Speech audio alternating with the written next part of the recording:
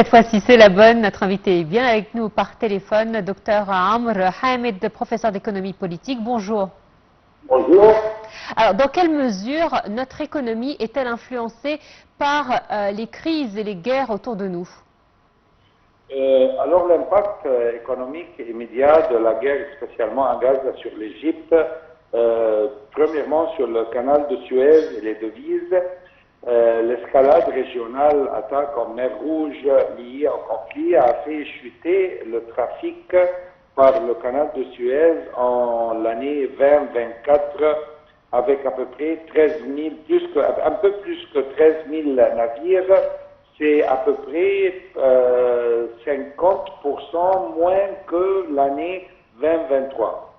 Et aussi une perte d'environ 7 milliards de dollars de recettes selon les sources officielles. C'est un choc bien sûr direct sur les entrées de devises. Et deuxièmement, l'énergie, le gaz, la fermeture temporaire du gisement israélien Tamar dès octobre 2023 a réduit les flux de gaz vers l'Égypte, perturbant les exportations de gaz naturel liquéfié et l'offre locale d'électricité. Et troisièmement, le tourisme, bien sûr, il y a une annulation au quatrième trimestre de l'année 2023, surtout sur le Caire et le Nil, et puis la reprise graduelle début de 2024, mais la sensibilité reste élevée tant que le conflit est perdu. Et dernièrement, le coût budgétaire et logistique, renforcement de la sécurité au Sinaï et coût d'acheminement de l'aide à Gaza avec marge budgétaire limitée tant que les recettes Suez, le tourisme aussi, sont sous pression bien sûr. Alors, c'est vrai que sur le papier, l'Égypte avait fait un plan stratégique très ambitieux pour pouvoir relever son économie, à tel point que les experts mondiaux avaient salué ces différentes prises de décision. Elle avait assuré une économie stable et évolutive pour les prochaines années. Et effectivement, avec le Covid et les différentes guerres, ceci a changé certains points de ce plan stratégique. Mais est-ce qu'on peut dire que c'est une économie qui reste néanmoins résiliente à tout ce qui s'est passé autour de nous? Oui, bien sûr, on peut ici élaborer un peu sur quelques mesures qui sont prises par le gouvernement pour amortir le choc. Ici, on peut peut-être parler à propos de la stabilisation macro-financement. L'accord avec le FMI renforcé porté à 8 milliards de dollars, décaissements successifs, adoption d'un taux de change flexible et plus que 600 PB de hausse de taux en mars 2024 pour juguler un peu l'inflation et attirer les capitaux qu'on a vu bien sûr pendant les quelques semaines passées. Et puis aussi le les investissements directs étrangers à Ras El Hekma, bien sûr, qui viennent des pays du Golfe, notamment les Émirats Unis. On parle ici à propos de 35 milliards de dollars pour reconstruire les réserves de taux de change et financer les projets d'infrastructure tourisme.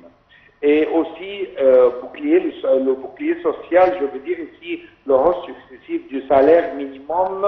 Maintenant, on parle à propos du minimum 5 000 livres égyptiens et puis 7 000 à partir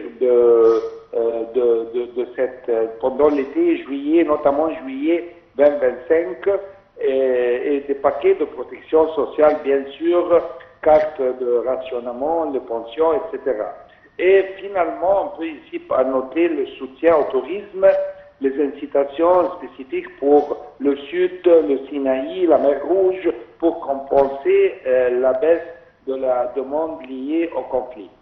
Alors, est-ce qu'on peut dire qu'aujourd'hui, l'État, justement, a adopté une stratégie qui est beaucoup plus large qu'autrefois, c'est-à-dire qu'autrefois, le tourisme restait le pilier de l'économie égyptienne.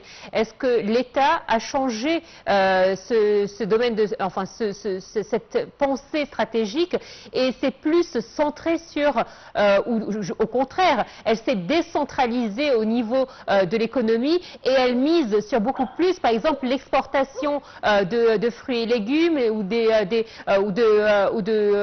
d'éléments, de matériaux naturels. Est-ce qu'elle a essayé d'élargir justement son économie pour pouvoir la diversifier? Je veux commencer ici par noter les effets sur le secteur du tourisme, bien sûr, je veux dire le tourisme égyptien, parce que c'est un secteur clé pour l'économie égyptienne en général. Alors, en court terme, il y a des replis de réservations, surtout culturelles, Caire, Luxor, Aswan. Malgré cela, l'année passée se termine record à l'environ de 15 millions de visiteurs portés par la mer Rouge, mais aussi le rattrapage progressif, la mer Rouge en tête, le nouveau musée, ce qu'on appelle le GEM, le grand musée égyptien, et la baisse du coût en soutien de l'attractivité, mais le segment culturel reste plus long à revenir. Bien sûr, il y a peut-être si vous vouliez, après l'ouverture du grand musée, j'espère que ça va refléter sur le nombre de tourisme, pas seulement pendant la saison de la fin de l'année et Noël, mais peut-être que ça va aller jusqu'à l'année prochaine avec le tourisme qui vient de l'Ouest, notamment l'Europe et peut-être l'Amérique, pendant les saisons de vacances décembre, janvier, mais aussi si on peut aller jusqu'à mars, avril, alors ça va toucher aussi avec le tourisme arabe qui vient pendant les mois de l'été, au commencement, disons, pas vraiment mais juin peut-être jusqu'à la fin de l'été, septembre, octobre même. Ça, c'est à propos du tourisme. Mais aussi, pour répondre à votre question, il y a des pronostics si le conflit se prolonge, parce que si le conflit va se prolonger, il y a une perte combinée de tourisme et canal de Suez, d'environ peut-être 7 milliards de dollars, disons, selon l'intensité, la durée du conflit, avec effet multiplicateur sur la croissance de l'économie, le compte courant et le budget. On peut ici noter un peu les pistes probables, alors le manque à gagner à Suez, le tourisme qu'on vient d'analyser, et l'énergie, bien sûr, et la croissance et l'inflation. Alors, en guise de conclusion, quelles sont les prévisions pour l'économie égyptienne durant la période à venir? Pardon, vous pouvez répéter cette... Je disais, en guise de conclusion, très rapidement, quelles sont les prévisions concernant l'économie égyptienne durant la période à venir?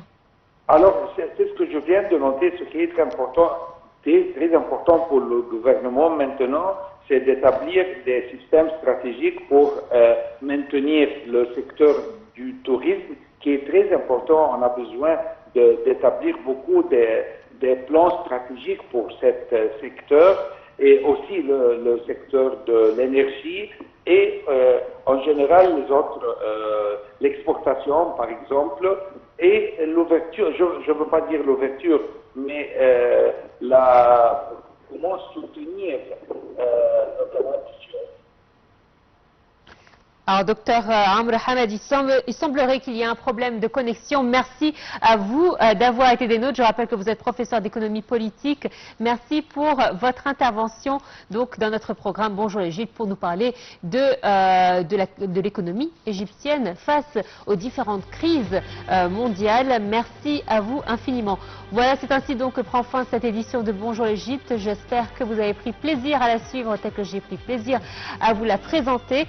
Je vous souhaite une agréable journée. Dans quelques instants, je vous donne rendez-vous pour un nouveau journal, le deuxième de la matinale. Restez avec nous.